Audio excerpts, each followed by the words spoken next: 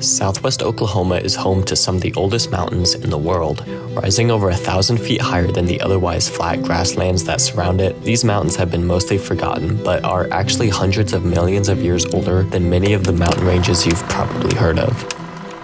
After learning about the intriguing history of these mountains, I began to plan a trip throughout western Oklahoma to explore more about this region and hopefully show you how beautiful and diverse it is. My first stop of the trip was at Alabaster Caverns State Park. This state park is pretty cool because there's just a bunch of caves that are scattered around throughout the park. It's just a short little hike.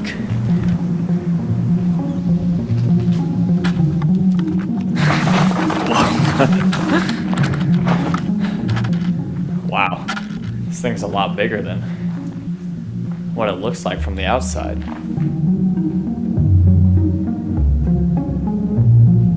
I thought it just looked like a medium-sized cave, but it just keeps on going. Way far out there is the entrance to that cave. It's pretty incredible. I continued traveling further south, eventually entering into the mountainous areas of Oklahoma. The Wichita Mountains, which gets its name from a Native American tribe, only span for around 30 miles, but still contain 2 state parks and a national preserve within it. My first stop was at Quartz Mountain State Park on the westernmost side of the mountain system. There's a whole bunch of trails that go up on top of these mountains, but the mountains are really strange. It's like someone just dumped a whole bunch of boulders into a pile, and so the hiking trails are a lot more like scrambling on boulder trails. The reason these mountains look so strange is because 525 million years ago, magma solidified beneath the Earth's surface, creating massive blocks of granite. Eventually, this granite was pushed out of the ground and underwent heavy erosion, creating the distinct look of the Wichita Mountains.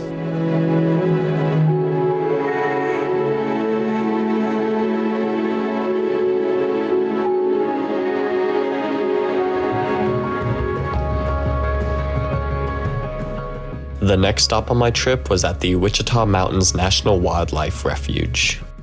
I stumbled across these animal tracks, and this whole area is a wildlife preserve. I know there's bison, there's longhorn cattle, there's also elk, so it could possibly be an elk. In 1905, President Theodore Roosevelt designated this land as one of America's first wildlife and game preserves. Many different plants and animals can be found throughout the park, including bison. The New York Zoo sent 15 bison to the Wichita Mountains in 1907 with the goal to re-establish a herd in the area. Today, around 650 bison roam freely within the game preserve.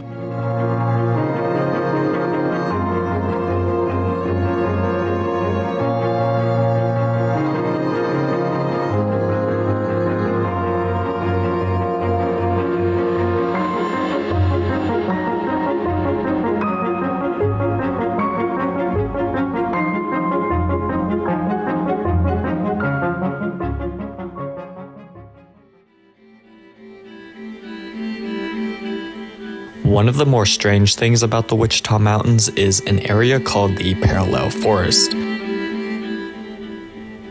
Planted by the United States government as an experiment to deal with the effects of the Dust Bowl, the trees in this forest are in perfectly straight lines and spaced exactly 6 feet apart.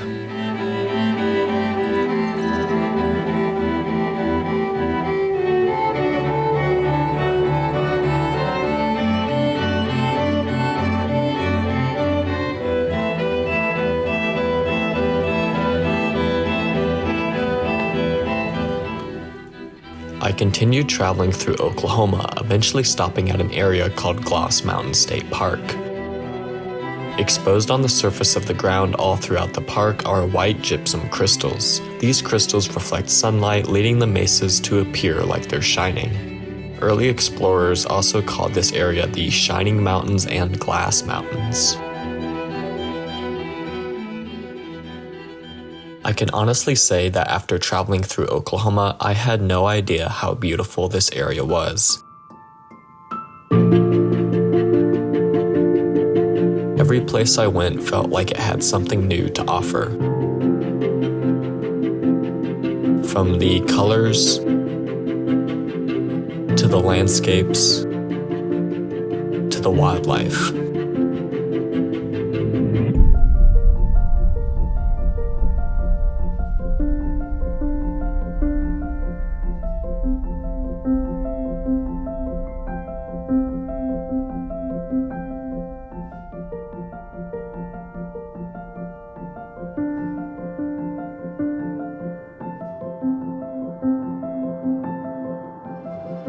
My only regret is I wish I could have stayed longer.